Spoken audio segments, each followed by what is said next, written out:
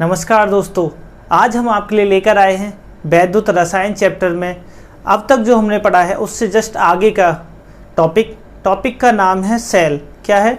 Cell. तो सबसे पहले शुरुआत करते हैं। क्या है? वैद्युत रसायन हमारा चैप्टर चल रहा है। ठीक है, चैप्टर कौन सा चल रहा है? वैद्युत रसायन, जिसमें हम थोड़ा सा अब आगे बढ़ने की बात करते हैं। तो आज सबसे पहले हम जानेंगे कि आज का ज्ञान क्या मतलब, आज हम क्या क्या चीज़ें सीखने वाले हैं। तो सबसे पहले हम जानेंगे सेल क्या होते हैं। क्या जानेंगे? सेल के प्रकार, साथ के साथ सेल के जो प्रकार हैं वैद्युत अपघटनी सेल और वैद्युत रासायनिक सेल, इनको पढ़ेंगे। फिर हम जानेंगे कि वैद्युत रासायनिक सेल या गैल्वेनिक सेल का जो उदाहरण है डेनियल सेल, इसके बारे में जानेंगे। और साथ के साथ वैद्युत अपघटनी सेल तथा वैद्युत रासायनिक सेल में अंतर भी हम इस वीडियो में जानने वाले हैं। तो आप सभी लोग ऐसी ही वीडियो देखने के लिए हमारे चैनल को सब्सक्राइब कर लिया करो। ठीक है, तो चलते हैं अब नेक्स्ट टॉपिक के। सबसे पहला जो हमारा टॉपिक है वो सेल। अच्छा, बात करते हैं सेल होता क्या है। मोस्टली जो हम लोग दैनिक जीवन में यूज करते हैं वो हमारे सेल होते हैं। उसमें क्या होता है? रासायनिक अभिक्रिया होती है इलेक्ट्रोडों के मध्य और उससे हमें वैद्युत ऊर्जा प्राप्त होती है। ठीक है, ये वाले सेल हम लोगों ने अक्सर देखा ही है। एक और प्रकार का सेल होता है, कैसा? जिसमें बाह्य स्रोत से ऊर्जा देते हैं, बाह्य स्रोत से वैद्युत ऊर्जा देते हैं, जिसके फलस्वरूप इलेक्ट्रोडों के मध्य रासायनिक अभिक्रिया होती है। ध्यान से समझेंगे। क्या है? जैसे हमारा नॉर्मल सेल या बैटरी होती है, देखा है ना, कोई भी बैटरी हो तो वहाँ हम बोलते हैं कि इलेक्ट्रोड, इन दोनों इलेक्ट्रोडों के मध्य क्या होती है? रासायनिक क्रिया, और इससे हमें क्या प्राप्त होती है? यहाँ पर विद्युत ऊर्जा। ठीक है, क्या प्राप्त हो जाती है? विद्युत, बल्ब जैसे जल जाता है। एक इस प्रकार का होता है। दूसरा होता है कि बाहर से हम इसको क्या देते हैं? करंट, विद्युत ऊर्जा, जिससे इलेक्ट्रोडों के मध्य रासायनिक अभिक्रिया हो। तो चलो पहले जान लेते हैं क्या एक वैद्युत रासायनिक युक्ति, जिसके द्वारा वैद्युत ऊर्जा को किसमें? रासायनिक ऊर्जा में, वैद्युत ऊर्जा को रासायनिक ऊर्जा में तथा रासायनिक ऊर्जा को वैद्युत ऊर्जा में परिवर्तित किया जाता है। क्या कहलाते हैं? सेल कहलाता है। ठीक है, बात आती है सेल दो प्रकार का होता है। कौन कौन सा? वैद्युत अपघटनी सेल और वैद्युत रासायनिक सेल। कौन कौन सा? वैद्युत अपघटनी सेल, वैद्युत रासायनिक सेल। ठीक है, सेल के बारे में हमें इतना ही जानना था। अब जानेंगे इसके प्रकार, बहुत इंपॉर्टेंट हैं। ठीक है, प्रकार कौन कौन से थे? दो प्रकार। दोनों में हमने सबसे पहला प्रकार जानना है। क्या है? वैद्युत अपघटनी सेल। क्या है? वैद्युत अपघटनी सेल। अच्छा, वैद्युत अपघटनी का मतलब नाम से समझो, विद्युत द्वारा अपघटन हो रहा हो, विद्युत द्वारा अपघटन हो रहा हो। तो क्या मतलब है? ऐसा सेल जिसमें बाह्य स्रोत से क्या देनी पड़े? वैद्युत ऊर्जा। समझो, देखो ध्यान से समझेंगे, पहले इसको समझ लो। क्या है? हमने क्या किया? एक पात्र लिया, ठीक है, एक बीकर ले लिया, उसमें हमने कोई वैद्युत अपघटक भर दिया। ठीक है, जैसे मान लो ZnCl2 को भर दें। ठीक है, और जिसमें दो धातु की छड़ों को डुबो दें। ठीक है, और उन दोनों का संबंध कर दें एक बैटरी से। ठीक है, और बैटरी से हम इसको विद्युत धारा दें। ठीक है, किसको? इलेक्ट्रोडों के मध्य धारा प्रवाहित करें। धारा प्रवाहित करने से क्या हो? वैद्युत अपघटक का क्या हो जाए? अपघटन हो जाए, या हम कह सकते हैं कि यहाँ वैद्युत अपघटक के मध्य रासायनिक अभिक्रिया होना शुरू हो जाए। क्या कहलाता है? वैद्युत अपघटनी सेल कहलाता है। समझो, जिस सेल में बाह्य स्रोत से वैद्युत अपघटक के विलयन में क्या दें? वैद्युत ऊर्जा देने पर। ठीक है, बाहर से क्या दे रहे हैं? यहाँ से वैद्युत ऊर्जा। वैद्युत ऊर्जा देने पर ऑक्सीकरण अपचयन अभिक्रिया होती है। क्लियर है? या क्या कह सकते हैं? असुतः रेडॉक्स अभिक्रिया को संपन्न किया जाता है, उसे वैद्युत अपघटनी सेल कहा जाता है। असुतः क्यों है? क्योंकि हमें बाहर से ऊर्जा देनी पड़ रही है, उसके बाद ही कोई क्रिया हो रही है। ठीक है ना, तो खुद से नहीं हो रही तो हमें करानी पड़ रही है। कैसे करा रहे हैं? करंट देकर ना। क्लियर हो गया? क्या कहलाता है? वैद्युत अपघटनी सेल। अच्छा, इसके बारे में थोड़ा सा जानेंगे कि क्रियाएं क्या होती हैं। देखो ध्यान समझेंगे, ZnCl2 है। ठीक, ZnCl2 का क्या करते हैं? इस विलयन में वैद्युत अपघटन। क्या करेंगे? वैद्युत अपघटन करते हैं। यही तो करना है। तो पहले समझेंगे कि जलीय विलयन है ZnCl2, ये टूटा होता है Zn+2 और Cl नेगेटिव में। ठीक, तो होता क्या है? एनोड पर जब हम वैद्युत अपघटन करा रहे होते हैं उस समय की कंडीशन है कि क्या होता है? एनोड पर। ठीक, एनोड कौन सा सिरा है? धन सिरा। धन सिरे पर क्लोराइड आयन इलेक्ट्रॉन को त्यागता है। देखो क्लोराइड आयन इलेक्ट्रॉन को त्यागता है और क्लोरीन बनाता है, तो हम समझेंगे इस धन सिरे पर क्या प्राप्त होती है, हमें क्लोरीन प्राप्त होती है। कब?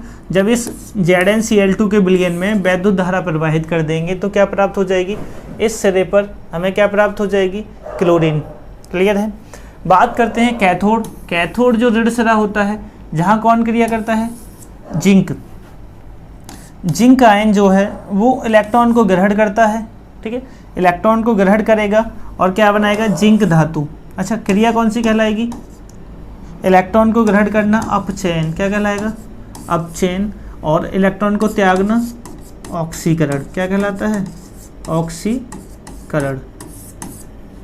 ठीक है, समझ में आया क्या है कि एनोड धन सिरा होता है और जिस पर कौन सी क्रिया होती है, ऑक्सीकरण। कैथोड ऋण सिरा होता है जिस पर कौन सी क्रिया होती है, अपचयन। कैथोड पर जिंक धातु प्राप्त होती है, कौन सी धातु, जिंक धातु। एनोड पर क्लोरीन प्राप्त होती है। अभिक्रिया क्या होती है, तो यही है अभिक्रिया ना। सारी बातें क्लियर हैं, समझेंगे दोबारा से, इसको थोड़ा सा जान लेंगे। क्या जानना है कि बाह्य स्रोत से विद्युत ऊर्जा देने पर इलेक्ट्रोडों के मध्य रासायनिक अभिक्रिया होती है, वैद्युत अपघटनी सेल कहलाता है। ठीक है, चलो आगे चलते हैं। दूसरा, वैद्युत रासायनिक सेल। विद्युत जो है किससे प्राप्त हो रही है, रासायनिक अभिक्रिया से। इतना समझो क्या है, विद्युत रासायनिक अभिक्रिया से प्राप्त हो। समझेंगे क्या है, ये भी सेल होते हैं जिनकी इलेक्ट्रोडों के मध्य क्या है, इलेक्ट्रोडों के मध्य रासायनिक अभिक्रिया के फलस्वरूप विद्युत ऊर्जा प्राप्त होती है। ठीक है, हम जो अब नॉर्मल बात कर रहे हैं उसमें क्या होता है, उसमें इलेक्ट्रोड लगे होते हैं और बीच में क्या भरा होता है, वैद्युत अपघटक। वैद्युत अपघटक जो है आपस में क्रिया करता है, क्रिया के फलस्वरूप हमें यहाँ क्या प्राप्त हो जाती है, वैद्युत ऊर्जा। क्या कहलाता है, गैल्वनिक या वोल्टीय सेल कहलाता है। ठीक है, क्या कहलाता है, गैल्वनिक या वोल्टीय सेल कहलाता है। ठीक है, अब इसको समझेंगे, जैसे डेनियल सेल। क्या है, डेनियल सेल। चलो डेनियल सेल के बारे में जानेंगे, क्या होता है डेनियल सेल। देखो ये है, इसमें हम क्या करते हैं, ध्यान से बस यहीं से इसको याद कर लेना। जिंक धातु की छड़ को जिंक सल्फेट के विलयन में डुबो देते हैं। जिंक धातु की छड़ को, ये रही जिंक धातु की छड़, इसे जिंक सल्फेट के विलयन में डुबोते हैं। तथा कॉपर धातु की छड़ को कॉपर सल्फेट के विलयन में डुबो देते हैं। बात क्लियर है, जिंक धातु की छड़ जिंक सल्फेट के विलयन में, कॉपर धातु की छड़ कॉपर सल्फेट के विलयन में डुबो देते हैं। ऐसा करने के पश्चात इन दोनों का संबंध वोल्ट मीटर से कर देते हैं। किससे कर देते हैं, वोल्ट मीटर या विभव मापी से। क्लियर है। तथा इनके मध्य, इन दोनों किसके विलयनों के मध्य क्या भर देते हैं, एक लवड़ लगा देते हैं। लवड़ ब्रिज क्या है, ये कांच की एक यू आकार की नली होती है। देखो इस तरह की नली होती है यू आकार की। ठीक है, इसको उल्टा पलट के यहाँ रख देते हैं।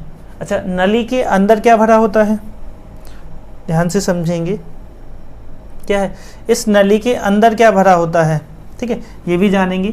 इसके अंदर जो है लवड़ भरे रहते हैं। क्या भरे रहते हैं, लवड़। लवड़ भरे रहते हैं, इसीलिए इसे हम क्या बोलते हैं, लवड़ सेतु। ठीक है, ध्यान से समझो, इसको एक बार पढ़ते हैं। इस सेल में कॉपर धातु की छड़ को कॉपर सल्फेट के विलयन में, ठीक, जिंक धातु की छड़ को जिंक सल्फेट के विलयन में क्या है, डूबी रहती है। इन दोनों का संबंध विभव मापी की सहायता से, किसकी सहायता से, विभव मापी की सहायता से कर देते हैं। ठीक है, इन दोनों का संबंध विभव मापी की सहायता से कर देते हैं। इनके मध्य यू आकार की कांच की नली लगी होती है जिसमें अक्रिय वैद्युत अपघटक या लवड़ भरे रहते हैं, जैसे KCl, KNO3, NH4Cl, K2SO4 का एगार एगार या जिलेटिन में, एगार एगार या जिलेटिन में लेई बनाकर भर देते हैं। क्या करेंगे, इसे जिलेटिन में लेई बनाकर इसमें भर देंगे पूरी की पूरी। ठीक, किसका कार्य करता है, लवड़ ब्रिज का ना। अब समझेंगे इस सेल को दिखाते कैसे हैं। ठीक है, इस सेल को प्रतीकात्मक रूप से हम लिखते कैसे हैं। तो सबसे पहले समझेंगे, जिंक को डुबोया गया है जिंक सल्फेट के विलयन में, और ये जो समांतर रेखाएं हैं ये बताती हैं लवड़ ब्रिज है। क्या लगा हुआ है इन दोनों के बीच में, एक लवड़ ब्रिज लगा हुआ है। ठीक, और कॉपर सल्फेट में डूबा है कॉपर। क्लियर है।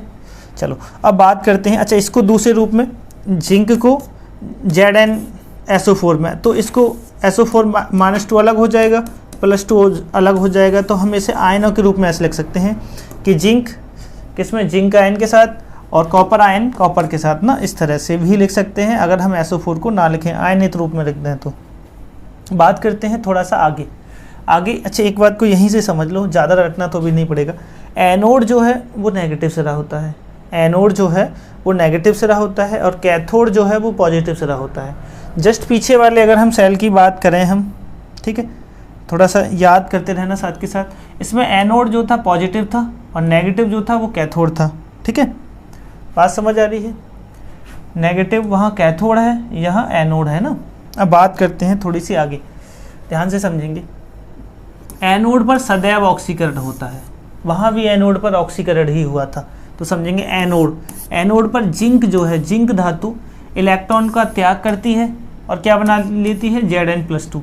इलेक्ट्रॉन को त्याग रही है, क्रिया कौन सी हो जाएगी, ऑक्सीकरण। कौन सी क्रिया, ऑक्सीकरण, ठीक है।